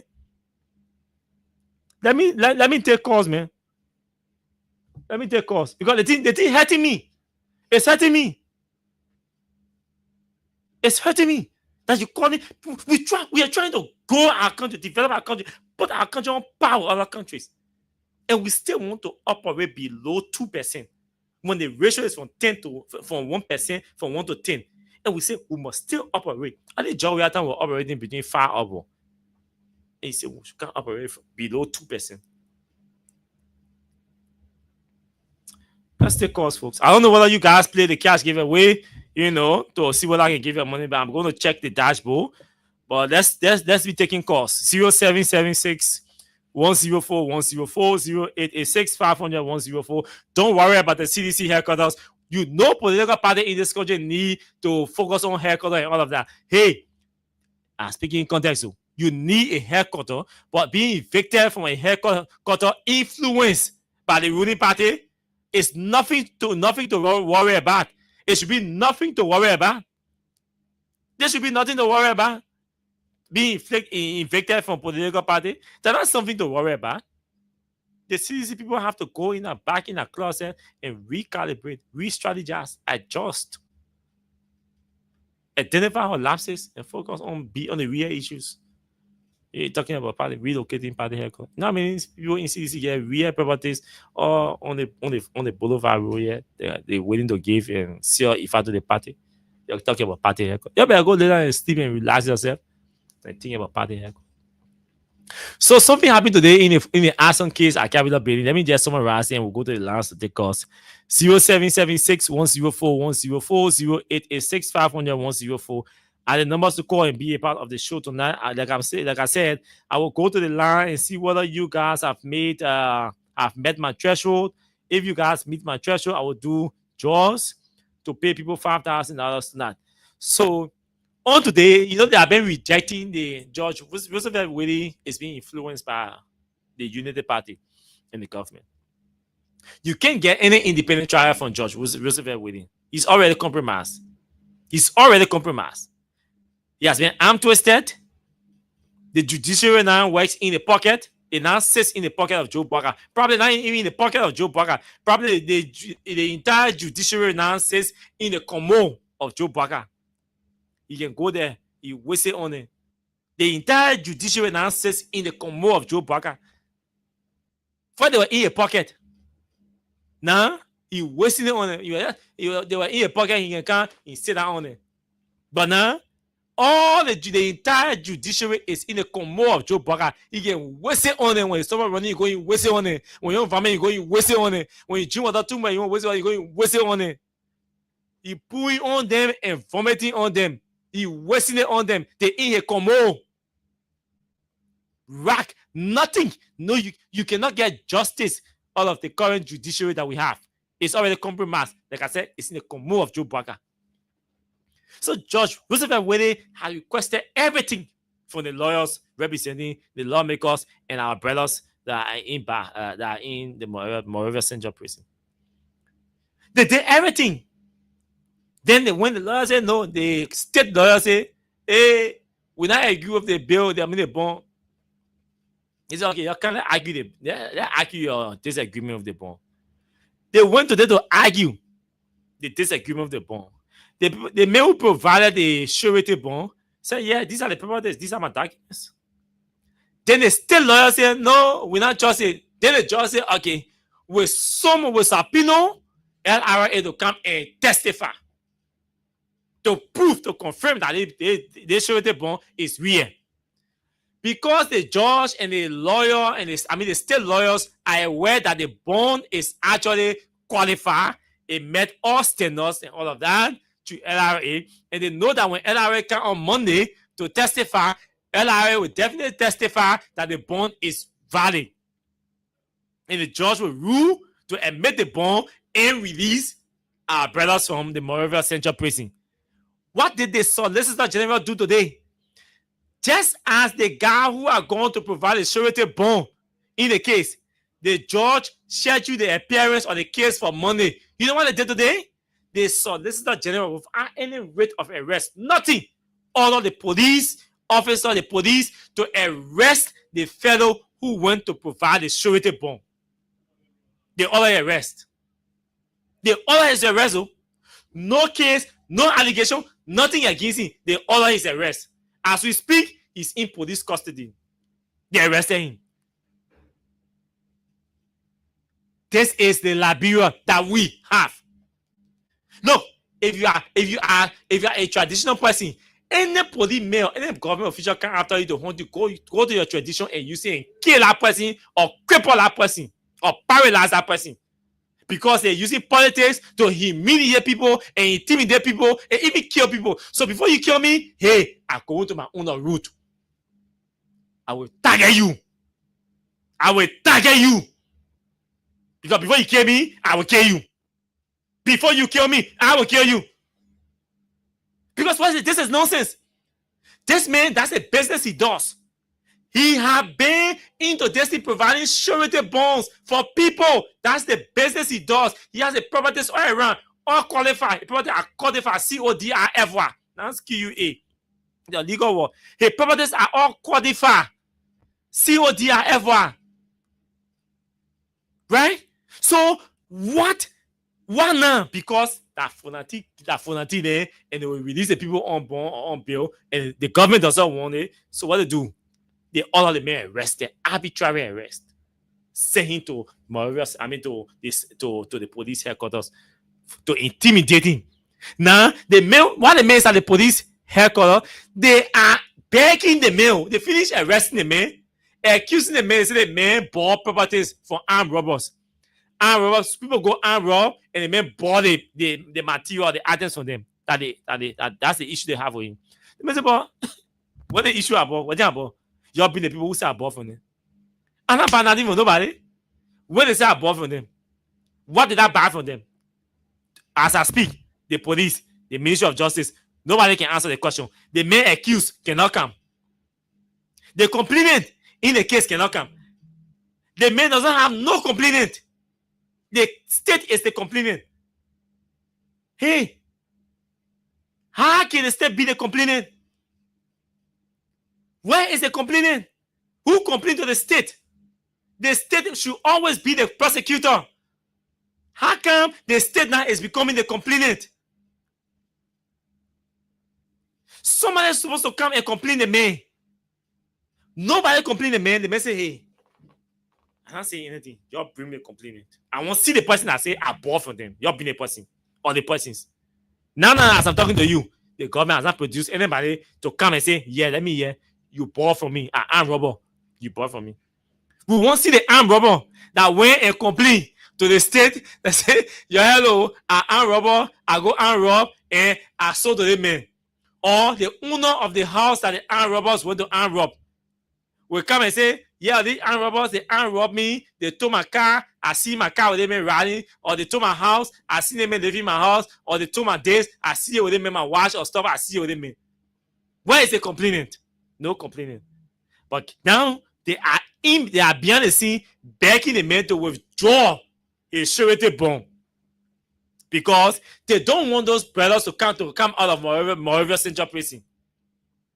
They feel it's going to be an embarrassment to the government. They don't have evidence to proceed into the case. They don't have anything against anybody. So they want to delay. So they let's create a delay tactic. You see the mess we're in? Yes, we'll talk about the Department of State report tomorrow. But this is the mess. This is the disaster we're in. As a country, they arrested the man. This is his full name. He's from Brownsville. From Brownsville.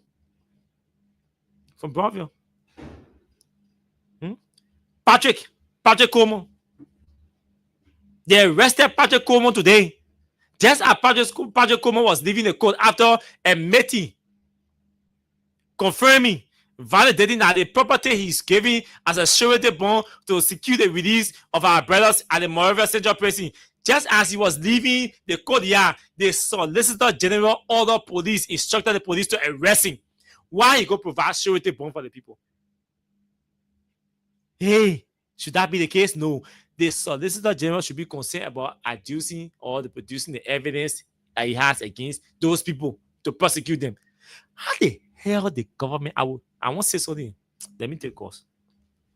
But how the freak that the government got evidence against people who bring our freaking capital building and they can produce the damn evidence.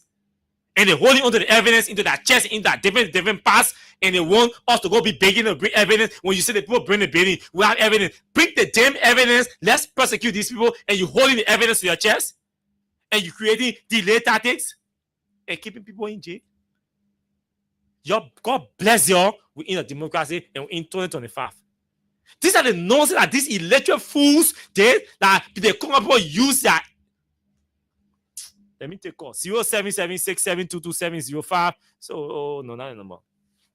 0776104104 0886 500 But no wonder why this come up and use your A.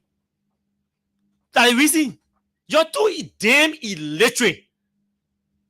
You're too damn illiterate to be in government. Most of you native or country people, you're damn illiterate to be in government.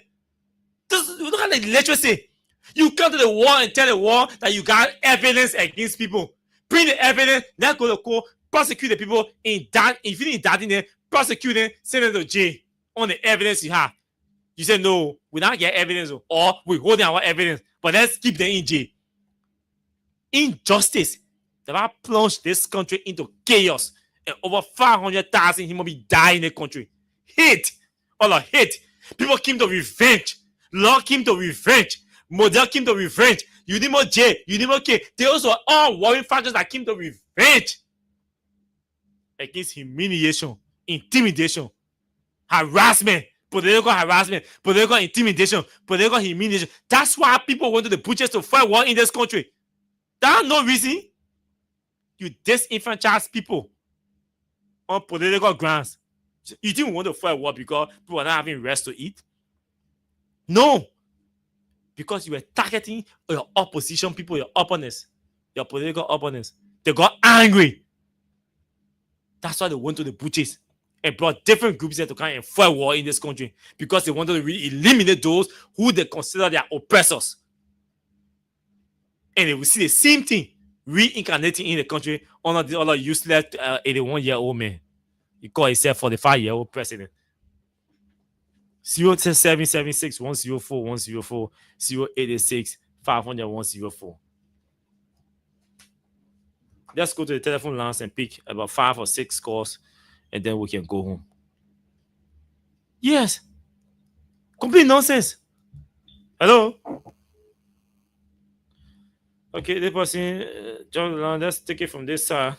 Good evening to you. Let's hear you. Yeah, good evening. I'm Colette Prince calling from Bon County. From Bon, let's hear you. Yeah, thank you for letting me just give my info. We have being accusing someone. You must get complainer, and the second one has to do with evidence. Sure. If you don't have evidence in any case, you don't have money. So what the government doing, sometimes I may classify it to be waste fund. I agree with you. I agree with you. Yeah. So if I may classify it to be waste fund, before you establish case, you must get complainer and you must get sufficient evidence before you accuse someone. Thank you for your show. Okay, let's take this call from the US. We lost him, so we'll take this one locally. Good evening to you. Let's hear you quickly. Good evening. How are you, my brother?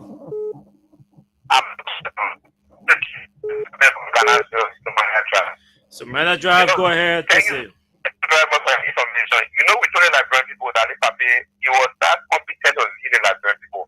He's a betrayer, in fact, he's a big liar. A leader who is the only inconsistent leader we have ever seen in the history of our country is Joseph Nyeman Boakai. He was only doing this because he wanted to take power before he can die. But all of Nigerians who did not know, they were jubilating around, oh, you're putting up there, you'll be the best. Just, yeah.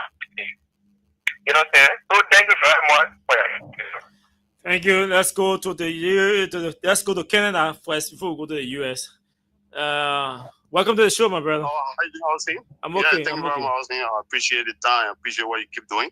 And also, Austin, I love what you're doing about the capital building case.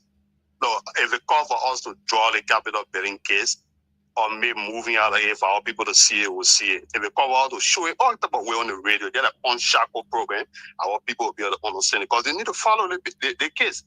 The guys, they didn't just go in that place to burn building. It's not structure they were burning.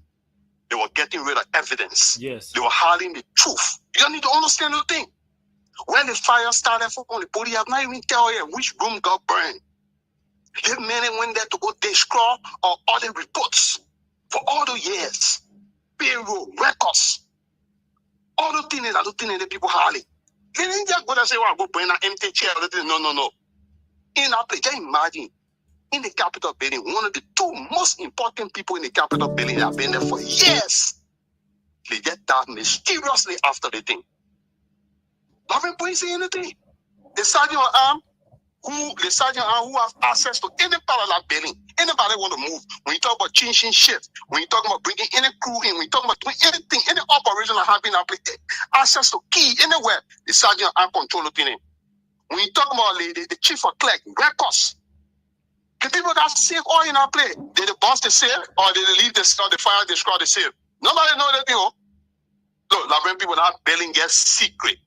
Government secret. Over 50 years, over 25 years of government secret are in that building. That's why the body want to go destroy. You need to pay attention. And you see the way the government going at it? They're not respecting they're not respecting the law at all. They're doing their own things. Also, I realize it's not going to be praying for you every day because sometimes when you say, look, what you're doing, I can be in Labrador and do it against the government. You see how you see Costa not doing that because they're afraid. I know. I'm telling you, legally is the most dangerous guy you're playing with. The people left government, they didn't bring no investment, they didn't do nothing in government for 12 years, they didn't do all the things. They left government 6 years, they stay outside, they get me whole lot of nothing. They couldn't bring nothing, bring any investment to show, say, oh, the person was doing anything. Nothing. They came back 6 years. Wait. Let me say it's agriculture. What agriculture is? It's been over 2 years now. We'll be playing the fine, sending rest to Canada. If that not real agriculture is serious. And then one of the biggest Liberian communities all around the world should be eating Liberian made rice. Liberian made rice. Yeah, we eating Ghanaian food. Yeah. We eating other people for all in the African market here thing. I want people that want Liberian me sending all small thing they all through the post office me carrying sending about the order. They give me set up a post address all the be shifting them back and forth there. They make us say agriculture. In 100 days that JMBs will show us gonna be far and people working on the play for all be saying to be there. Okay, my brother, thank you.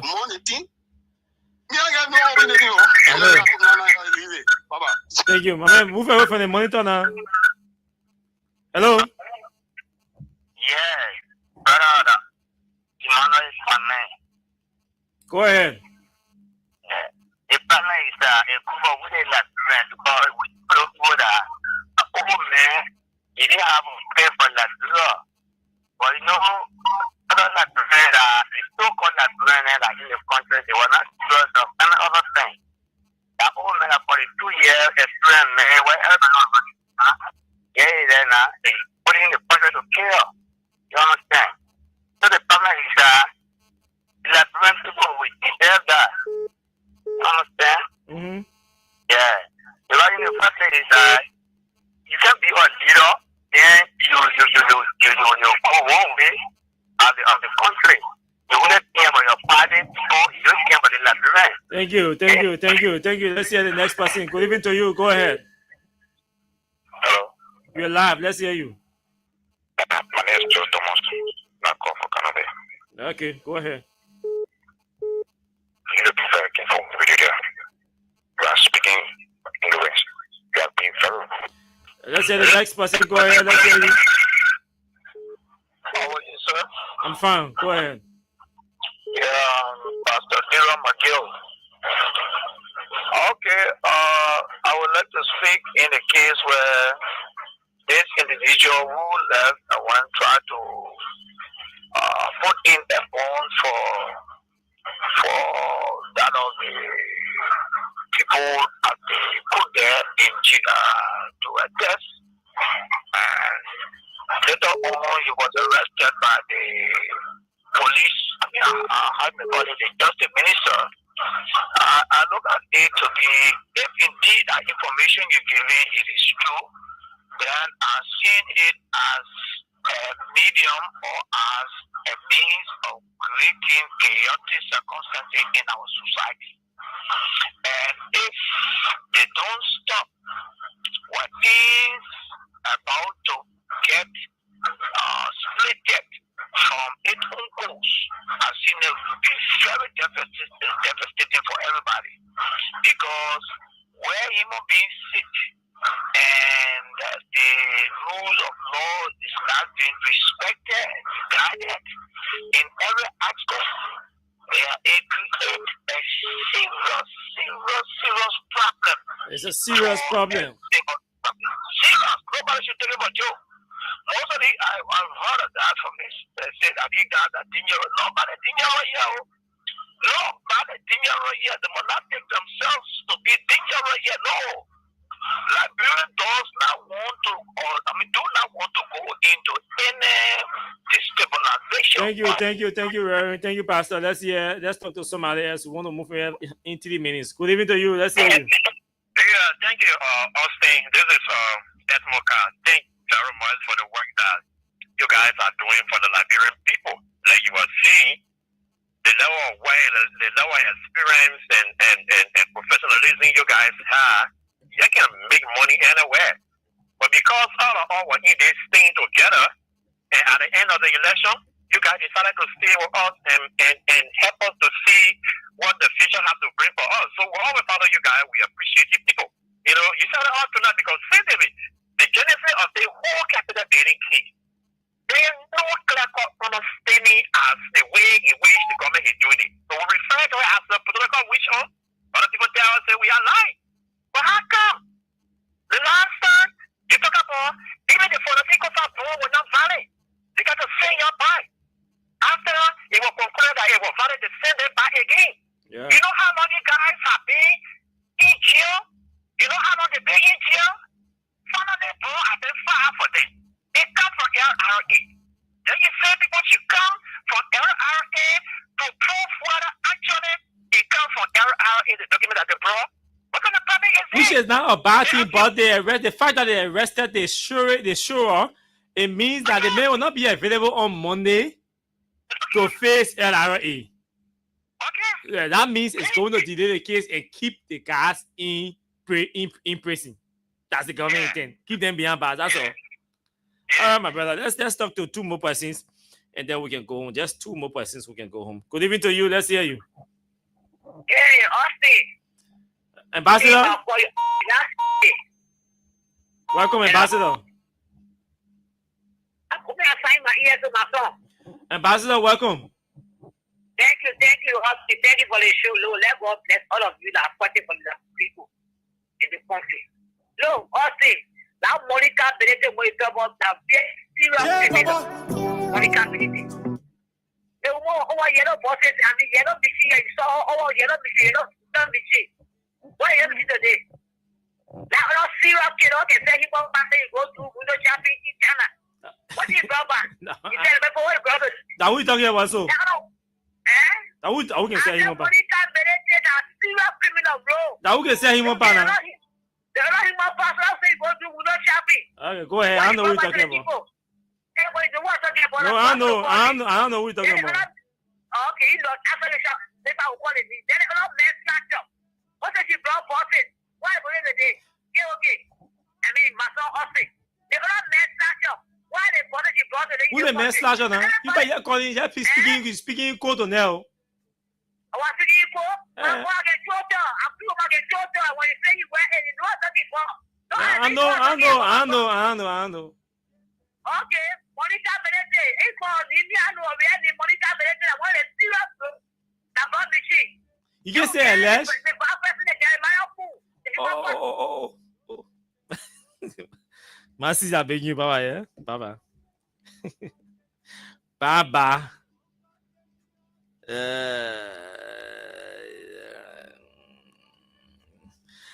Baba, yeah? Baba. So idle man, an idle man is a hungry man. A hungry man is an angry man that ain't bring all the hala there in the land. Corruption. My sister, the pepper, you can eat that pepper. They killing us. You got our people that will vote and stay fooling us live. Oh yes, let me say thanks to all of you for following the show tonight. Vote from us. And tomorrow is going to be the last edition for this week. You came my mind, I will vote for you. You know, I almost didn't work this week because my car is down. Let me pull it. A good friend said, my man, I'll wait for you at the radio station. Every night I carry you home. Then I make it so we get Monday and Tuesday. I had the right keke to go. I was scared.